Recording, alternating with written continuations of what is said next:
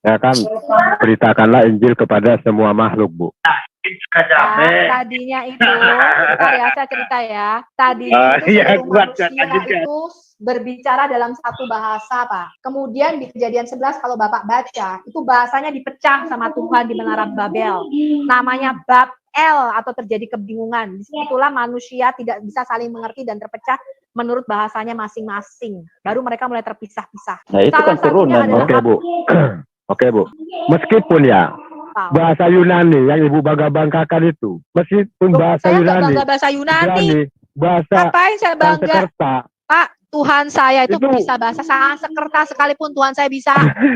Mau apa? Iya, tapi bahasa itu minim gitu digunakan saat ini. Orang Yunani misalnya saat ini tidak berbicara dalam bahasa Tuhan saya kagak masalah. Bapak pakai Pak, Tuhan saya bukan cuma bahasa Sanskerta, Pak, bahasa kalbu. Dikatakan bahasa tetesan air mata, tahu. Bapak baca Alkitab tuh. Intinya tidak bahkan seperti bahasa tetesan Arab. Air mata kita, dia tuh menampung di dalam kirban. Gak usah ngomong sama Tuhan. Dia tahu bahasa kalbu. Iya, orang Yunani aja nggak mungkin berbahasa Plato kan sekarang. Atau Aristoteles kan. Ya saat ini kan bahasa Arab itu kan digunakan sama. Bapak tahu nggak kalau orang Yunani itu masih ada? Bapak pernah ke Yunani nggak? Oh no yang deket Yunani sana loh. Bapak pernah tahu nggak? Orang Yunani itu masih ada Pak, pakainya bahasa Yunani, walaupun beda dikit sama koine Greek. Orang Yunani masih ada sampai sekarang. Aduh dia kagak tahu sih. Thanos, coba panggil si Thanos yang bahasa Yunani. Nggak ada. Masih ada orang Yunani. Nggak mungkin. Bu Sofi, Bu Sofi. Orang Yunani itu nggak mungkin bicara Plato. Bapak ini benar-benar menyalakan api Roh Kudus dalam diri saya. Bu Sofi, lihat deh. Kita lihat ya, sesuatu yang mengkultuskan sesuatu ciptaan atau sesuatu yang adalah sesuatu yang berasal dari manusia di dalam alam ciptaan itu apa itu? Apakah dari Tuhan? Gitu. Tidak ada yang boleh dikultuskan. Yang dikultuskan itu cuma satu, Tuhan itu sendiri. Hanya Tuhan yang dikultuskan. Kalau Bapak nggak boleh diapa-apain itu kayak mantra, kayak kebiasaan daripada bangsa. Saya ya Pak, iya. yang sudah haji ya. Nah sekarang murtad ngomong. Iya dulu gue kagak ngerti tuh kalau doa suruh pakai bahasa Arab. Lu ngerti artinya kagak. Abis gue tahu artinya gue bingung kan gue doanya mau lain. Kenapa gue udah didoain itu padahal nggak sesuai dengan hati nurani gue. Sekarang gue kalau berdoa bisa sama seperti kita bercakap-cakap dengan Bapak kita. Seperti pun tingkatannya tingkatan SD. Surga. Nah, dimuliakan dikuduskanlah namamu. Ngerti aku. Ketika aku bicara gitu Tuhan tahu nggak? Lah Tuhan itu ngerti, orang Tuhan bahasa kalbu aja ngerti. Lu kagak usah ngomong, Tuhan itu tahu isi hati kamu. Kamu pakai bahasa apapun Tuhan tahu, nggak perlu pakai bahasa Arab. Recording in progress. Itu namanya baru rahmatan lil alamin. Yehova Sebaot, Tuhan semesta alam. Mengkultuskan suatu bahasa aja sebenarnya suatu daya lucu. Ya, katanya Allah Subhanahu wa taala rahmatan lil alamin. Katanya alam yang mana aja? Alam manusia dan alam jin. Sekarang gua tanya, jin semua itu apanya bahasanya pakai bahasa Arab? Gua tanya, hah? Apa semua jin itu berbahasa Arab? Karena kan Allahmu tadi katanya ngomong bahasa Arab, bahasa surga. Sekarang jin itu bahasanya bahasa Arab kagak? Hah? Bahasa Indonesia, Bu. Jin Spanyol. Bahasa Indonesia, Bu. Jin Meksiko. Hah? Bu, bahasa Indonesia, Jin dan Jun. Jin dan Jun kan ada sinetronnya. Bahasa Indonesia tuh. Sekarang aku tanya ya sama muslim-muslim tuh ada Pak Dani yang sering berkomunikasi sama jin. Tanya itu jin kalau komunikasi sama dia pakai bahasa Arab apakah bahasa Indonesia? Kalau jin aja bisa bahasa Indonesia, lah kok Allah bisanya bahasa Arab kan? Gua bingung. Jadi ini yang ngomong Allahnya bisa bahasa Arab aja seperti apa? Siapa? Yang kita omongkan kan bahasa Al-Quran, narasinya kan beda. Loh, sekarang saya tanya, Bapak bisa nggak bersyahadat pakai bahasa Indonesia? Kita pakai bahasa Arab dong, karena kan kita sudah diajarkan. Bapak bisa nggak pakai bahasa Indonesia? Ya, kalau untuk berdoa kan bisa, boleh. Kecuali sholat dalam bahasa Indonesia, misalkan ya Allahu Akbar, Allah nanggadang banyak, itu nggak bisa. Ya itu semua nggak bisa dipungkiri Bu, bahwa bahasa Arab itu mempunyai keistimewaan. Jadi Ibu tuh mau tidak mau harus mau gitu. Bahasa Arab, Bapak bersin. Karena Ibu itu nanti juga akan memakai bahasa Arab kalau dia udah meninggal, lalu dihakimi oleh malaikat nggak maut. mungkin. Saya sudah ketemu Ilmu Tuhan qadar Yesus. nakir. Tuhan Yesus pakai bahasa Indonesia. Ya Saya mau nggak tidak boleh mau, Tuhan nakir. Anda harus mau. Itu kepercayaan Bapak.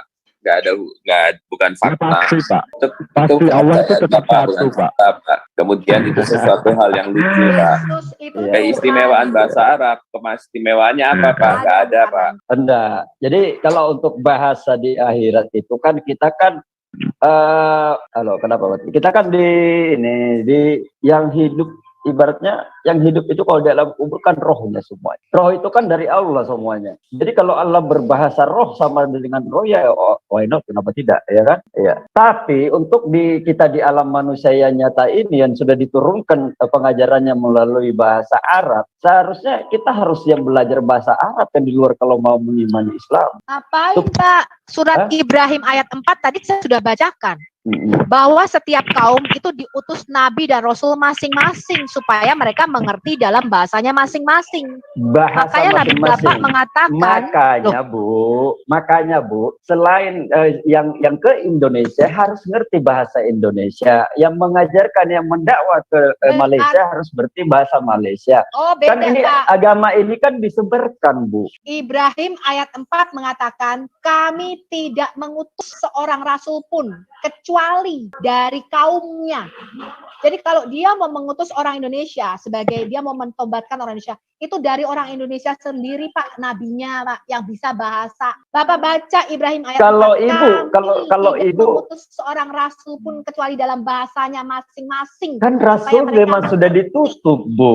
Apanya ditutup? Iya, rasul itu sudah ditutup untuk kerasulannya. Kalau dalam Apanya Islam nggak ada ditutup lagi kerasulannya? nabi. Iya. Loh, Bapak tahu nggak ada berapa rasul dan nabi yang diutus oleh kami? Sudah Bu, itu kan sudah di zaman dulu. Sekarang ini kita berada di zamannya Nabi Muhammad. Pak, Ya udah, Ibu beriman aja lah. ada berapa rasul dan nabi yang diutus Ibu ingin oleh selamat kami? nggak? Banyak, aku udah bilang. Ada 25 nabi yang wajib Ngaco. kita imani. Dan ada 4 rasul. 124.000 nabi, Pak. Kita harus imani Jadi cuma untuk 25. motivasinya kepada Ibu ya. Loh, Ya. kok harus imani dua? Sekarang aku tanya tadi, kamu harus mengimani 25 nabi termasuk Nabi Zakaria dan Yahya Pembaptis. Lah kok kamu nggak dibaptis? Jadi untuk tidak melebar, kita kembali ke bahasa tadi.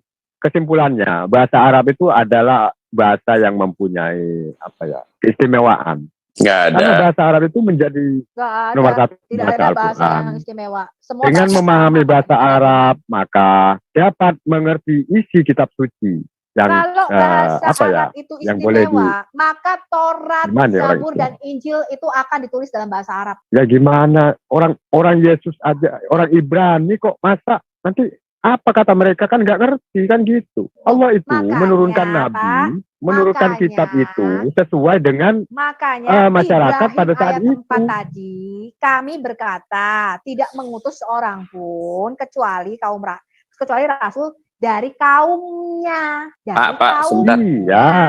Pak, keistimewaan sebentar, saya mau tanya sebentar deh, Bu Sofi. Keistimewaan bahasa Arab apa coba Bapak kita kupas satu-satu. Ya kalau menurut Coba saya keistimewaannya karena apa? bahasa Arab itu menjadi bahasa Al-Quran, itu nomor 1. Dengan memahami bahasa Arab, maka dapat mengerti isi Al-Quran itu. Sebentar Kalau saya tanya. Kalau nggak memahami Sebentar Bu Sofi. Al-Quran, Kemudian itu kan gini, udah pedomannya orang Islam, Pak. ya gini. Sekarang saya tanya ya. Kan keunggulan bahasa Arab itu dengan bahasa itu kan tidak hanya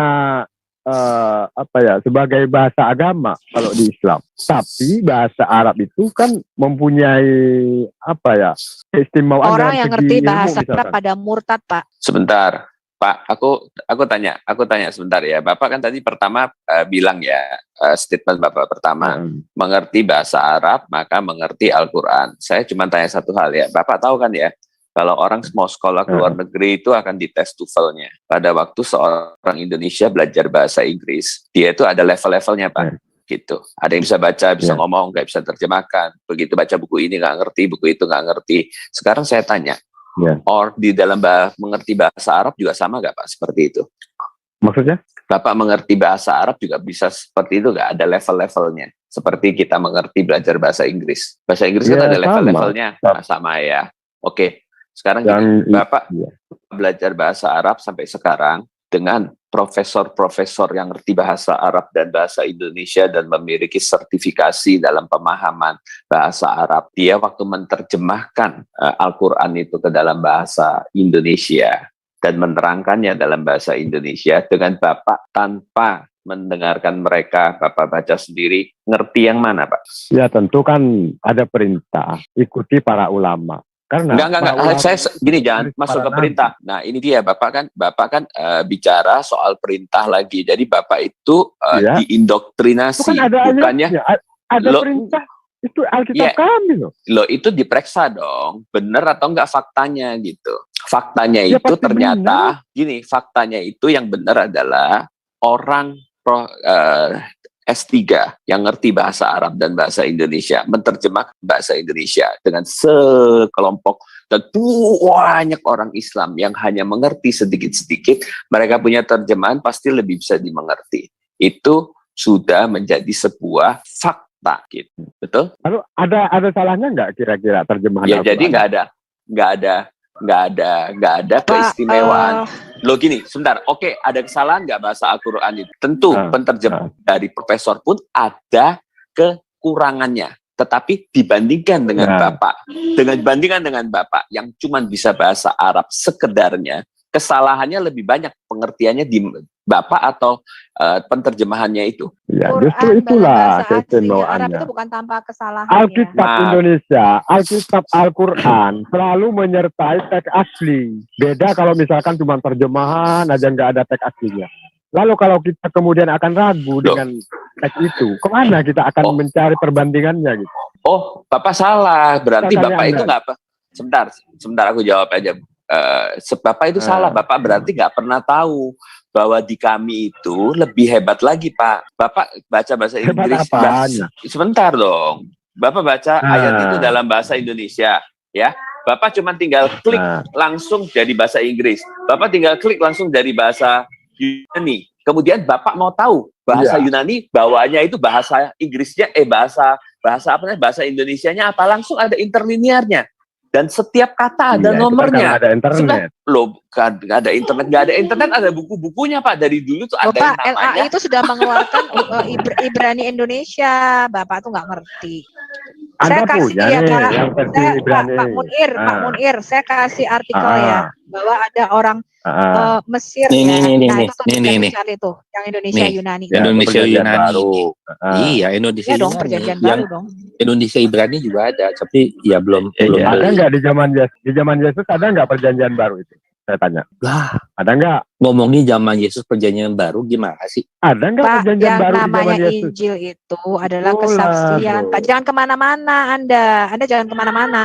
Nah, tuh emosi lagi tuh. Oh, Bapak Munir itu kalau ngomong kemana-mana ngaco, ngawur.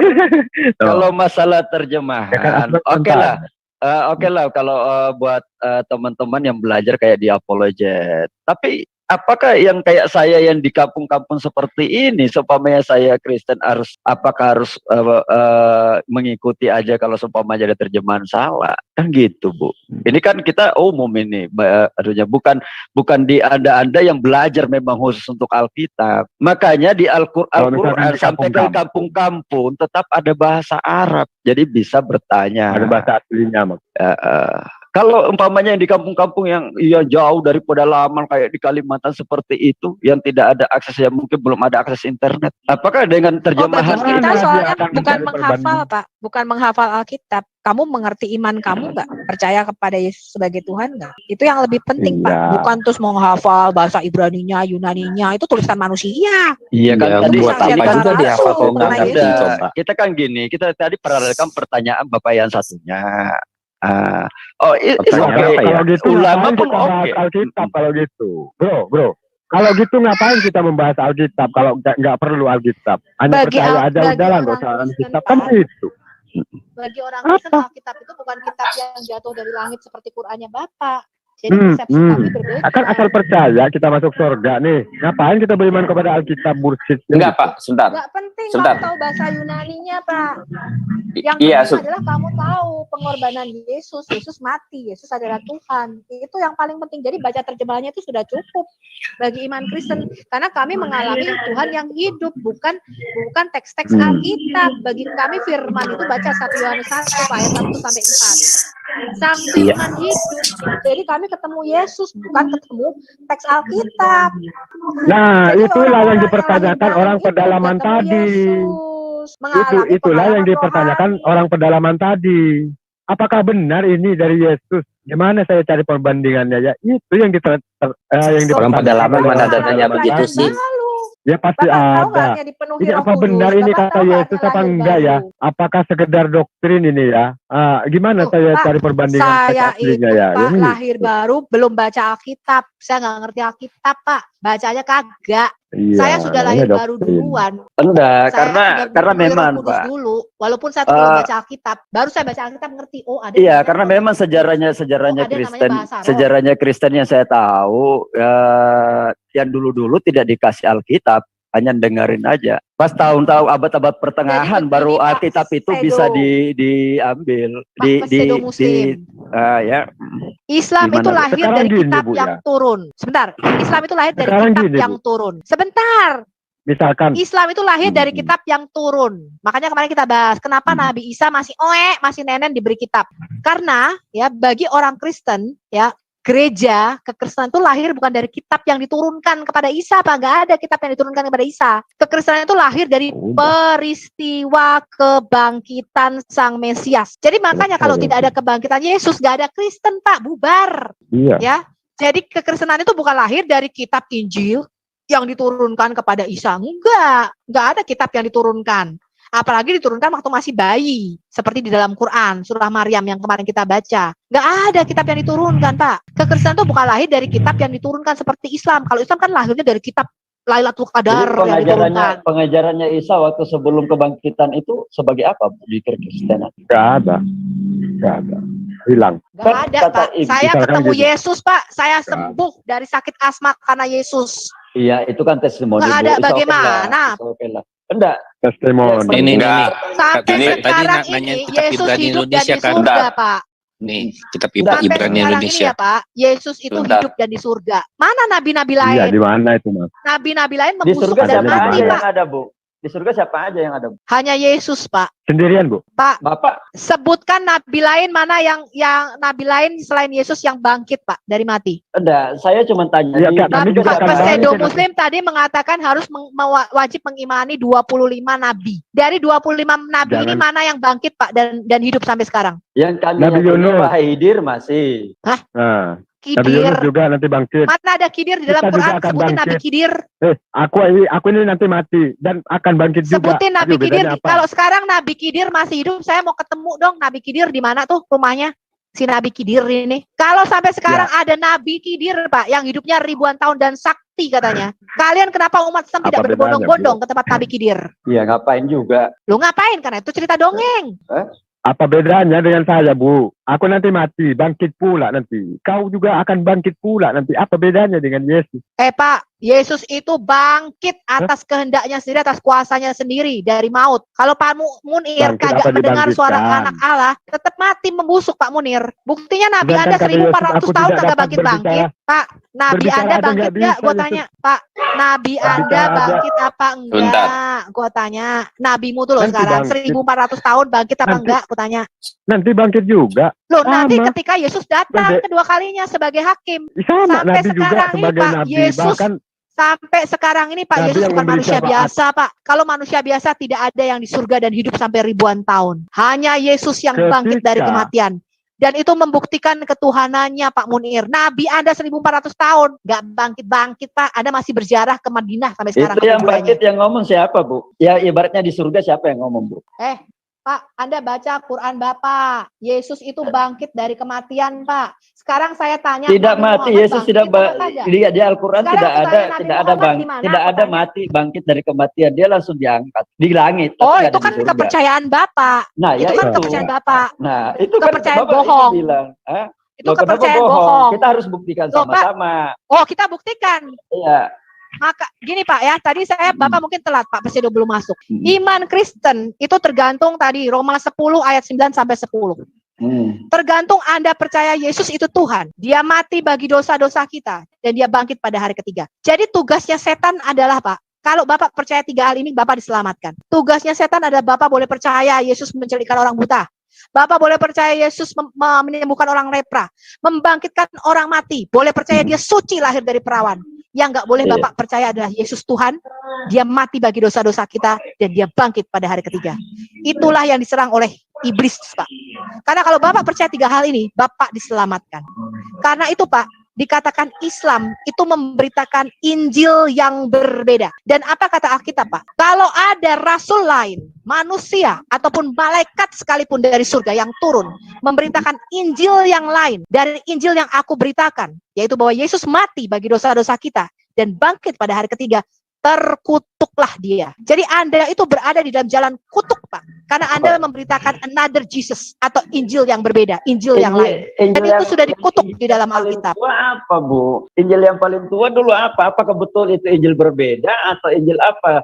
Kita lari dulu ke Injil deh, ke Kristen dulu deh. Iya. Injil yang mana dulu ini yang dibawa ini? Masalahnya yang pasti bukan Injil yang ada di surat Maryam yang diselipin di keteknya Yesus waktu bayi. Saya tahu, kita nggak usah masuk dulu di Al-Qur'an. Karena Al-Qur'an kan 600 tahun. Bapak percaya nggak ada Injil yang diselipin di keteknya Yesus waktu dia masih bayi? Ya percaya. Yesus disalib aja Anda percaya kok. Injil yang diselipin di keteknya Yesus waktu Yesus masih itu di mana? Di museum mana? Iya. Sedangkan Tuhan disalib aja Anda percaya kok. Masa cuma Injil diberikan kepada Nabi Isa nggak percaya? Loh, kita percaya karena ada faktanya, ada sejarahnya. Kalau nggak ada faktanya, ada sejarahnya. Yesus disalib itu ada saksinya, Pak. Ada 13 perkamen non-Yahudi yang menceritakan kematian Yesus. Nabi Isa diselipin Injil di keteknya waktu masih bayi. Itu mana saksinya? Gua tanya. Mana itu ayatnya? Mana? Itu ayat. Harus mempercayai Injil yang mana dulu yang kita harus percayai kan seperti itu, Bu. Ya Injil melalui Yesus dan Injil itu bagi orang Kristen bukan kitab, Pak. Injil itu adalah kabar baik. Kabarnya baca 1 Korintus 15, Pak. Kabarnya kita dapatnya dari mana? Sekarang aku tanya, kalau ada kabar baik, kira-kira ada kabar buruk nggak, Pak? Kenapa Injil itu disebut kabar baik, Pak? Karena pasti ada kabar buruk kan? Iya, namanya kalau baik itu berarti ketiadaan buruk, keburukan. Berarti kalau ada baik ada buruk ya, pasti jelas. Pasti ya. Lah apa sih Pak kabar buruknya bagi kita? Kabar paling buruk yang kita terima tuh apa? Engkau akan diusir karena mengaku Tuhan. Paling buruk apa? Ya kabar paling buruknya karena adanya manusia jadi Tuhan gitu loh. Enggak, kabar buruknya gini. Saya tanya, kalau Bapak menerima kabar, tidak semua orang yang memanggil aku Tuhan Tuhan akan masuk surga. Itu kabar buruknya. Sebentar aku jawab deh. Kabar buruknya nih ya Pak ya. Kabar buruknya adalah kematian, Pak. Kalau kita mendengar berita mengenai kematian, itu adalah kabar buruk. Saya kasih tahu Bapak kabar yang lebih buruk lagi, Pak. Pada waktu mati, masuk neraka. Sesuai Maryam 71. Itu kabar paling buruk. Karena neraka itu kekal. Jadi kenapa yang diusir Yesus siapa, Bu? Pak, diam dulu. Saya mau jelasin. Oke. Injil itu disebut kabar baik atau good news. Ya, disebut gospel. Karena ada kabar buruk, Pak. Kabar buruknya adalah apa, Pak? Umat manusia itu semuanya mati dan semuanya harus wajib masuk neraka. Alkitab mengatakan upah dosa adalah kematian atau maut. Itu adalah kabar yang paling buruk yang bisa kita terima, yaitu terpisah dari Tuhan selama-lamanya. Injil itu adalah kebalikan. Sebentar. Nabi palsu, Pak. Bapak dengerin dulu dong ahli kitab bicara. Jangan dipotong, Pak, kalau ahli kitab lagi bicara. Ya kan cuma udah dijelasin semalam. Kapan itu masih tetap aja nanya ya, heran deh. Iya kan kalau saya udah jelasin kan biar seru, Bro. Jangan potong-potong. Kok kalau bukan seru, basi. Nanti sunat juga loh.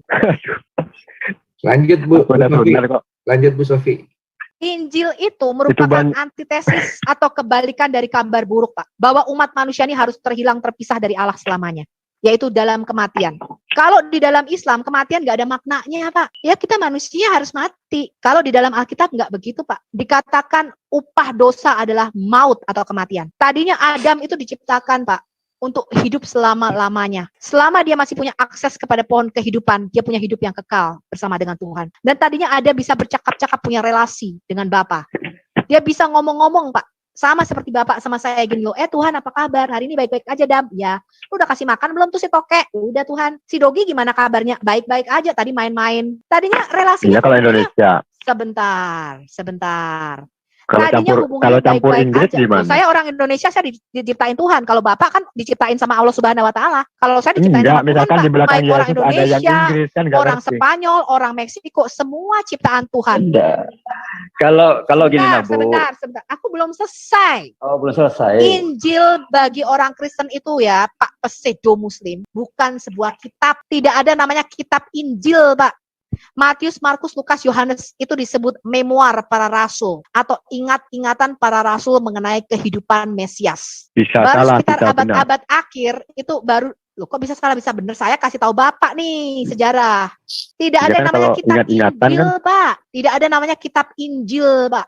Injil itu ya, Pak ya. Berdasarkan hasil penelitian. Ngomong mulu loh. Kata Lukas, ya kan kalau penelitian bisa salah bisa benar. Silakan. Injil itu adalah 1 Korintus 15, Pak. Apa itu Injil? Bahwa Yesus mati oleh karena dosa-dosa kita, menebus dosa-dosa kita sesuai dengan kitab suci, yaitu sesuai dengan kitab perjanjian lama, nubuatan bahwa Mesias itu harus mati. Bahwa dia dikuburkan, dan bahwa pada hari ketiga dia bangkit dari antara orang mati. Sesuai dengan kitab suci. Itu Injil, Pak. Itu 1 Korintus 15, Bapak baca. Jadi Injil itu bukan, inilah kitab yang diturunkan kepada Nabi Isa. Ketika Nabi Isa jadi kematiannya Isa adalah kabar baik, Bu ya. Disalisnya Yesus adalah kabar baik ya. Kalau Nabi Isa mati, Pak, saya nggak akan masuk Kristen, Pak. Karena Nabi Isa sama nabinya Bapak nggak ada bedanya. Kita sama-sama ziarah, Pak. Mungkin saya ziarahnya ke Yerusalem, saya akan menziarahi makam Nabi Isa di sana. Enggak, yang pertanyaan saya, bentar. Kan Ibu saya bilang jawab. Injil itu kabar baik. Saya jawab, Bapak jangan bantah dulu. Kalau Isa mati, Pak, sama seperti nabinya Bapak, maka saya nggak akan jadi Kristen, ya. Atau mungkin kita sama-sama piknik. Bapak pikniknya ke Madinah, Bapak mengunjungi makam Nabi Bapak, saya pikniknya ke Yerusalem, mengunjungi makam Nabi Isa. Yesus mati kan, Bu? Tetapi Yesus bangkit pada hari ketiga.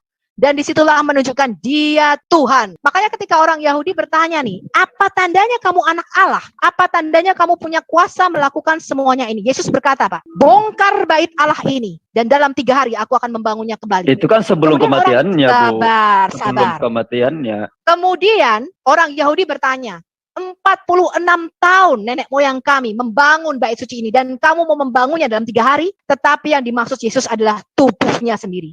Dan ketika dia bangkit dari antara orang mati, maka teringatlah murid-muridnya akan perkataan Yesus. Yesus menubuatkan kematiannya sendiri 3 kali, Pak. 3 kali. Yesus berkata harus digenapi semua yang tertulis tentang aku, dari mulai Taurat Musa, kitab Nabi-Nabi, dan kitab Zabur. Bahwa Mesias harus menderita, mati, dan bangkit pada hari ketiga. Makanya Yesus berkata, kalau kamu tidak percaya apa yang ditulis oleh Musa, maka kamu tidak akan percaya apa yang aku katakan. Kalian itu tidak percaya, kalian itu tidak percaya Taurat Musa. Bagaimana mungkin kalian percaya apa kata Yesus? Bu, kalau memang Yesus tahu akan kematiannya, Yesus datang kematiannya, berarti dia pasrah dengan kematian. Dia menyerahkan dirinya. Yesus, gini Pak, kalau Bapak dan saya itu lahir bukan direncanakan. Bapak dan saya nggak ada, Tuhan, aku minta dilahirkan ya. Nanti aku dilahirkannya di Pulau Jawa, Tuhan. Yang paling enak di Jakarta, deket-deket sama Tangerang. Nggak begitu, Pak. Itu di borgol loh tangannya, Bu. Itu di borgol loh tangannya, Bu. Lu ngomong mulu. Enggak, kan tadi Ibu bilang nyerah katanya. Itu kan di borgol tangannya. Tunggu satu-satu. Pak Munir, tunggu dulu. Bu Sofi jelaskan baru ini ya. Silakan.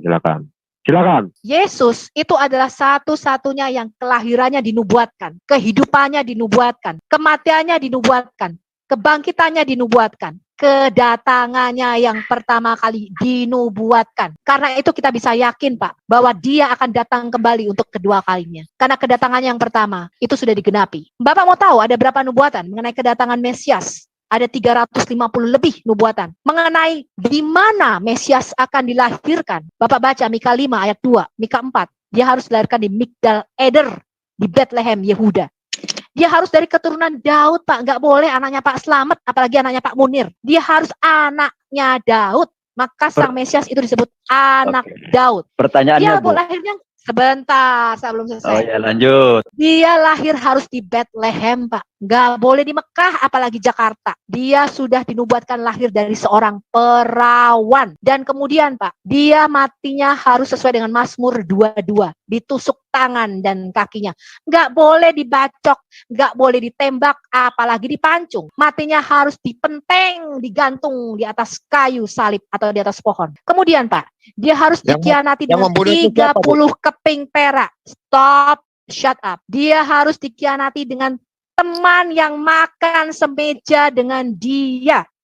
Dia harus dikhianati dengan 30 keping perak dan uang keping peraknya itu harus dibelikan tanah tukang periuk. Sampai sekarang, Pak, 30 keping perak yang dikhianati oleh Yudas Iskariot itu masih ada tanah tukang periuknya. Dibuat kuburan non-Yahudi sekarang, kalau Bapak mau tahu. Kemudian ya Pak ya, nubuatan lainnya ya Pak ya, dia harus bangkit pada hari ketiga. Dan kalau Bapak mau tahu, probabilitas 8 nubuatan saja digenapi dalam satu pribadi, itu adalah 1 dibanding 10 pangkat 17. Artinya impossible, tanpa campur tangan Allah. Ya, 8 nubuatan muncul secara bersamaan di dalam diri satu orang, probabilitasnya adalah 1 dibanding 10 pangkat 17. Yesus menggenapi 350 nubuatan. Karena itu Pak, kalau janji mengenai kedatangan Mesias yang pertama sudah digenapi, maka saya pastikan kepada Bapak, janji mengenai kedatangan yang kedua pasti digenapi, Pak. Dan dia akan datang kembali, Alkitab mengatakan bukan sebagai anak domba yang disembelih. Dia akan datang sebagai singa dari Yehuda, yaitu sebagai Raja Mesias. Ngerti maksudnya, Pak? Artinya dia datang sebagai hakim yang akan menghakimi orang hidup dan orang mati. Pertanyaannya gini lah, Bu. Kalau memang dia yang didamba-dambakan, dia yang dipuja-puja, yang ditunggu kehadirannya, kenapa buktinya sekarang di Yerusalem, di Israel sendiri cuman ya 1% gitu loh. 3%. Yang ya 2% lah apa 3%. ya yang terbaru sih saya lihatnya 2% lebih gitu. Dan Ya, itu sesuai nubuat. kenapa? Sesuai nubuat. Loh, kan Saya katanya jawab ya. yang dipuja-puja, Saya yang jawab. ditunggu-tunggu, Iya. yang di ini Saya gitu jawab. loh. Sesuai Bisa nubuat. Iya. Ya Pak, apa mau saya jawab? Iya, boleh. Enggak, aku cuma satu kata. Itu dinubuatkan Pak di dalam Yesaya. Sekalipun bangsa Israel itu seperti pasir di laut, tetapi hanya sisanya yang diselamatkan. Jadi buat Dan buat apa surga yang dibuat Yesus itu 12 tempat 12 suku Israel itu, Bu, Pak? Saya jawab ya Pak ya, saya jawab. Yang pertama Pak, paham mereka tentang kedatangan Mesias itu adalah mempunyai kerajaan seperti Daud, jadi secara fisik. Jadi Mesias yang mereka dambakan ya sekarang ini adalah benar-benar memerintah sebagai mungkin presiden ya pada waktu itu kerajaan. Yesus itu mengatakan demikian Pak, kerajaanku bukan dari dunia ini. Jadi dia bicara mengenai kerajaan yang rohani, kerajaan surga. Itu yang pertama, sehingga mereka menolak Yesus. Makanya kalau Bapak baca di Kisah Rasul 1, ketika Yesus bangkit dari antara orang mati, dia menampakkan diri kepada murid-muridnya. Orang Israel, murid-muridnya ini masih bertanya, Tuhan, kapan engkau memulihkan kerajaan bagi Israel? Jadi mereka itu mengharapkan Raja Mesias ini memimpin pemberontakan melawan tentara Romawi pada waktu itu. Dan membebaskan bangsa Israel dari jajahan Romawi. Ya. Itu harapan mereka. Sehingga ini nggak matching sama mereka. Ketika Tuhan bicara kerajaanku bukan dari dunia ini. Dia nggak bicara mengenai kerajaan fisik. Tapi dia berarti nubuatan dan digenapi dong. Sabar sebentar. Sabar. Ya. Kemudian Pak, kenapa orang-orang Yahudi ini tidak percaya Pak? Rasul Paulus mengatakan demikian nih Pak. Keselamatan itu datang dari bangsa Yahudi, kata Yesus. Ya, bisa nggak usah share screen ya, Bapak percaya aja kata-kata ayat Alkitab saya ya. Kalau Bapak nggak percaya boleh share screen. Rasul Paulus mengatakan demikian Pak, kita dari bangsa-bangsa lain ini itu dicangkokkan kepada pohon zaitun sejati. Jadi pohon zaitun sejati itu adalah Yesus Pak. Beberapa batang atau cabang asli itu dipatahkan. Artinya orang-orang Yahudi itu karena ketidakpercayaan mereka itu dipatah supaya kita dari goyim atau bangsa-bangsa non-Yahudi itu dicangkokkan kepada pohon zaitun sejati. Sampai jumlah yang genap dari bangsa-bangsa lain itu percaya, baru pintu keselamatan itu ditutup. Kalau Bapak mau lihat ayatnya, boleh ditunjukin dong, ada yang bisa share screen nggak? Nggak usah, baca aja Bu. Biar cepat selesai Bu. Yang Saya jadi baca masalah, ya ayatnya ya. Ya lanjut aja. Jadi Bu, Yesus itu adalah pokok zaitun sejati Pak. Kemudian Rasul Paulus mengatakan, beberapa cabang itu dipatahkan. Bapaknya itu sebagai apa Bu?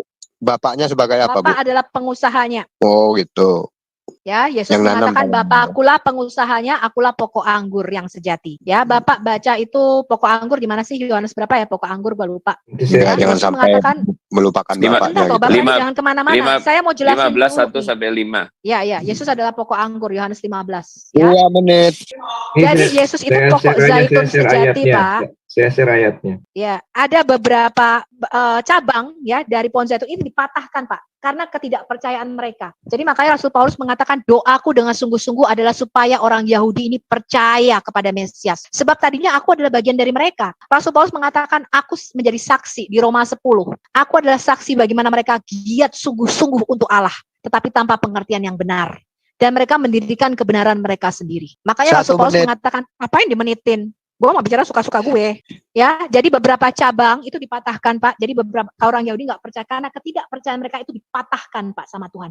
Dan kita dari bangsa lain itu dicangkokkan, Pak. Kita ini cangkokan, dicangkokkan kepada pohon zaitun aslinya yaitu Yesus. Mudang ya, ini Oke, Roma, waktu ya habis. Roma 11, ya. Sebab jika engkau, Silakan Bapak Muslim menanggapi. ya ini kita disebut pohon zaitun liar, ya Pak ya. Kita pohon zaitun liar dan dicangkokkan ke dalam pohon zaitun asli. Jadi kalau kita jangan sombong katanya, ya sebab jika Tuhan aja mematahkan cabang aslinya, apalagi kita yang cuma cangkokan, ya mudeng ya. Dan dikatakan sampai jumlah yang genap dari bangsa-bangsa itu masuk, Pak, baru pintu keselamatan itu ditutup. Mudeng ini. Jadi justru karena Mesias berita Injil ini ditolak oleh bangsa Yahudi, maka Injil ini disampaikan kepada bangsa-bangsa non Yahudi atau kepada goyim, kepada bangsa-bangsa lain.